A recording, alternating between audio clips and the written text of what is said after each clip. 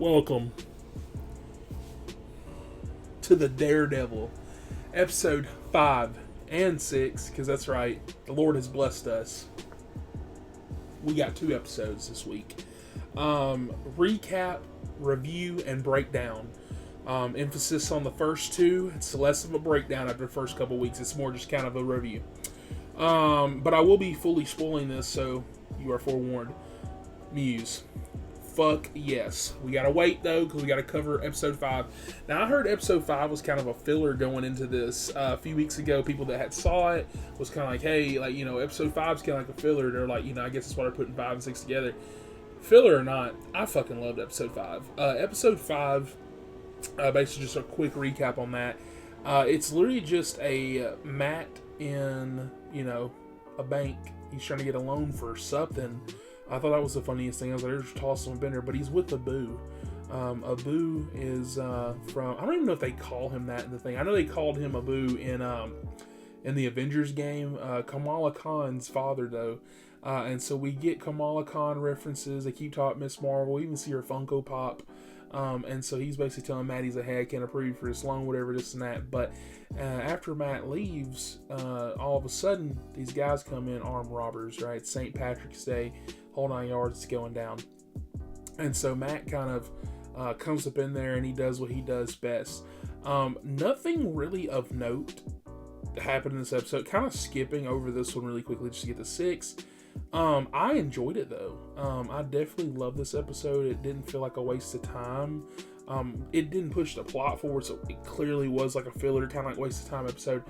But I thought it was fun. I thought it was fun. It expanded some more on the MCU because it's like, oh man, we got the Miss Marvel stuff, this and that. Kind of like reminding you, hey, we're still in this world.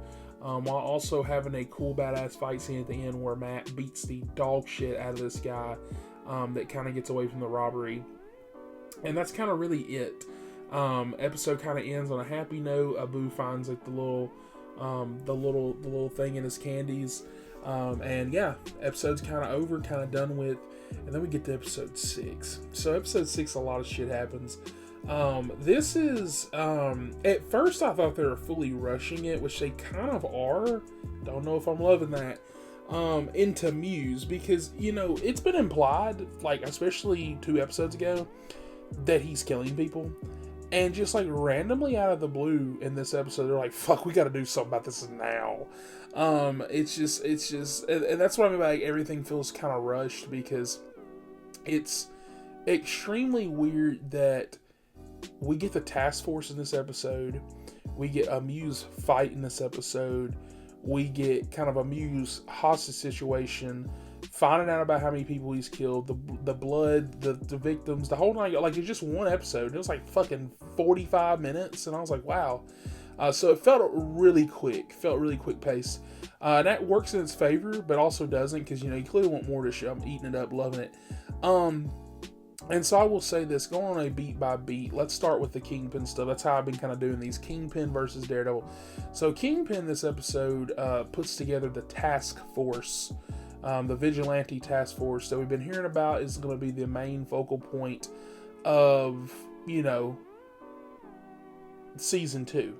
And the rumor / leak that we keep hearing is he's going to be putting together a team of some people. For example, it could be like a Jessica Jones, and then some newer heroes, right? To take down his task force, because they probably get out of hand because they're made up of all like dirty cops.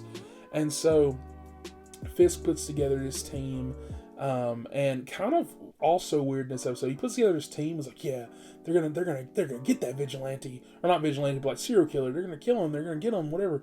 And then they don't do anything. They get their vest on, and then they don't show them again the whole episode. And that's so they didn't do a damn thing. So they kind of just there. They this whole hype moment. They're like, yeah, hoorah! They don't do shit. They don't find nobody. And so I was like, okay, I just kind of thought maybe they were going to find Muse, or like maybe they're going to show them kind of like, maybe like, I don't know, harassing people, be like, man, what's up, where Muse is at. No, they didn't do shit. They like went to coffee or something. And so, now, I'm trying to think, the other big Kingpin thing is that in the final fight with Muse, you see him, give Adam the axe. Adam is the man that had the affair with his wife. By the way, out of anybody's wife you could have slept with, even if he didn't sleep with him, talked to, whatever, you chose Kingpin's. That's an idiot. But anyways, and so, yeah, he gives him the axe. He's like, hey, I'm going to give you a weapon to fight back with. Now, the first couple times when Adam was fighting, I was like, well, clearly he's not going to win this fight. I was like, okay, but I get Adam. He's like, he thinks he can win. There's at one point where he's like face first, right? He's like over here. Kingpin standing kind of far, right? And we've seen from him, he's quick with his hands and shit, but like, that's a big boy. He ain't outrunning Adam, right? I didn't see him close and lock a door behind him. He could have like ran away. He could have like ran up them steps. Kingpin came through. I don't know like where he's at. He could have probably got away, low-key. And Adam's like, no, I'm going to turn around and keep fighting this motherfucker. Why? You getting your ass beat. So Adam gets killed. And, I feel like my main thing with the Kingpin storyline is that as much as I'm loving it, I am kind of confused by every supporting cast member that they keep throwing towards his way. Because not even if it's real life, because I get rich and powerful people, and people are just assholes in general, right? But it's the Kingpin. I'm just thinking about, this is the same guy that in season 1 of Daredevil took a guy's fucking head and decapitated that shit with a door off of a car. Okay, this is that same guy, right?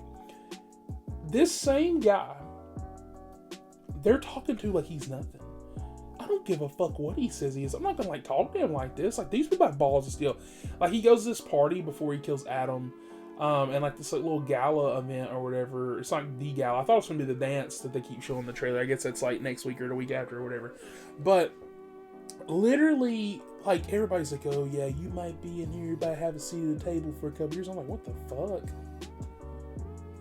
Are you talking to Kingpin? I don't care if he's not killing nobody or fighting nobody right now. Like, dude, you're insane. He'll have you killed, right? And so, yeah, that's pretty much all the Kingpin highlights. Cameo stuff, though, before I touch on what Daredevil story was. And we're cooking with that one, so real quick. We got to see Swordsman. We got to see him kind of briefly in action with one of the video cameras on the BB News thing, fighting some dudes. And then he also talks to Kingpin. Nothing really of note or value. He doesn't really do anything else. But yeah, nice to see that we bringing Hawkeye characters back into frames. I actually enjoyed that show. Everybody fucking forgets. Everybody always talks about some Loki and some WandaVision, and they always, want to be like, oh, Moon Knight sucks. Even though everybody ate Moon Knight up when it came on. They hate it now because that's what happens. They hate shit like 6 months later when it's cool to hate on. Which, by the way, Moon Knight is okay, but still, yeah, and they did that with that, and like, Falcon Winter Soldier, which also a good show. I like that show. But literally, everybody just forgets that Hawkeye came out. Like, I feel like nobody watched that shit. That was a good show. I like that show. For Christmas, I was like, man, I should start watching that. I've enjoyed it. I had fun. I like Haley Steinfeld. I like Kate Bishop. I like Haley Steinfeld. She cool, right? And I thought it was cool. We're not talking about that. You're not here for this. Daredevil time, okay? So, Matt's storyline this episode is that, he's finding out about Muse for the first time. Hector Ayala's daughter, she's coming and talking to him. She's like, I will deal with shit myself. My daddy was supposed to be doing this and that. And you ain't doing shit, blind man, right? And no offense, by the way, no offense. I only said that because to this girl, she sees a blind guy that is a lawyer. He's a really good lawyer, right? But she knows nothing about Daredevil. She knows this, that. She's like, you better do something. It's like, what the fuck? Like, just outside looking in, I know he's Daredevil. What the fuck do you think he's gonna do? Call the police? They're corrupt. She even made the comment of like, oh, I can't go to the cops. So what do you think he would do? I know it's a child, but I was kind of confused. I was like, what does she want from him, like, generally? Right? Thank God he's Daredevil, because, like, what the fuck was he supposed to do, right? If this was me, coming to me, I'm like, shit, what am I gonna do? Fucking serial killer? I don't know, but she came in and gave him hell for no reason, and it was literally just so she'd get kidnapped. So she gets kidnapped by Muse, and then around this time, we found out Muse's victim count. This man has upwards of 60 or more bodies on his fucking table. I said, that's insane. And so, yeah. So Muse is killing these motherfuckers. And so, literally, Daredevil gets a call from Hector's wife. And she's basically like, Ava's gone, whatever, all this and that.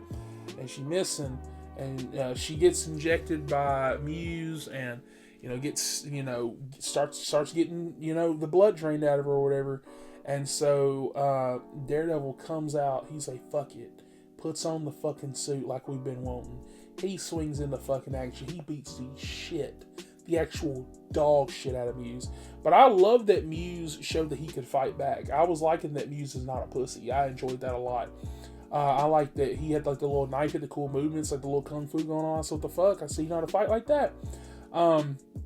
Which is one thing I'm not disliking about the series at all, mind you. Favorite day of the week now, Tuesdays.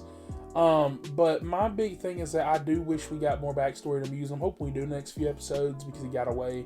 But it's one of those things where Muse is such a character, but we kind of got introduced to him as being that weird acting kid that's going to go see Daredevil's girlfriend's, like at her place, like for therapy and stuff. And it's one of those things where I'm just kind of like wanting to know, like, first of all, how does he know how to fight? How does he know? I want these questions answered, right? Like, why do you get into this? Like, hopefully they will get into that. And so on another note, Daredevil was there to kill this guy, and I was a little concerned, not because I didn't want him to, I just don't like, fuck that guy, right? But it was one of those things where I was like, says he just like removed the code completely? Because like, he hung this dude. He was hanging him. He was going to kill this motherfucker. And then he heard that Ava's, heartbeat, like, was gone, and so he resuscitated her, and when all that happened, Muse got away. And so kind of like, happy-go-lucky episode ends, right? But I think the biggest takeaway from this episode is, where the fuck's Punisher? I'm sorry. Somebody had to say it.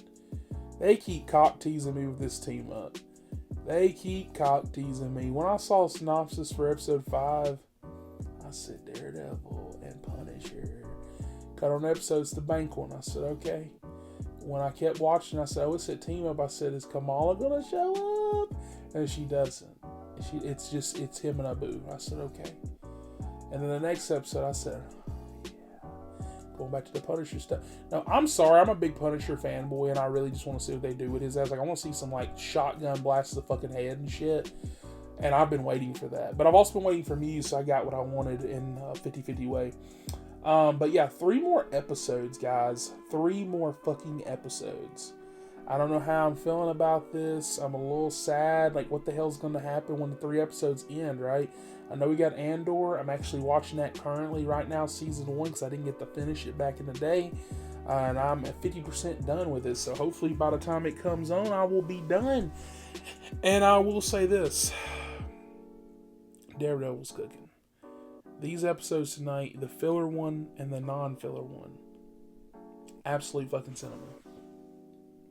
Absolute cinema. That fight scene, absolute cinema. I do want to see the repercussions of tonight's episode, though. I'm very excited for next week's episode. And with that, comment down below. Let me know your thoughts on this episode. Did you fucking like it? Did you not? What score would you give these episodes? Are you one of those people that think that a filler episode ruins the fucking show for you? Because if you are, I would like to know. And with that, catch you guys on next week's recap, where we will be covering episode 7. Where did Muse go?